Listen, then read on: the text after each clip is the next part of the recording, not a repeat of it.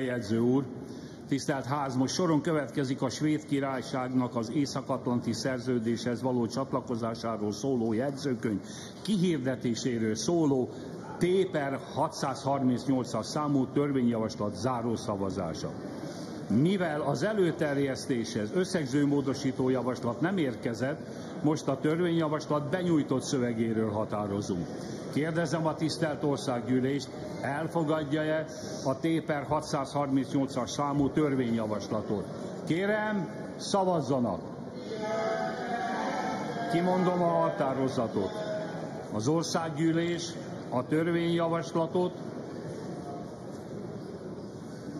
188 igen, 6 nem szavazattal, tartózkodás nélkül elfogadta.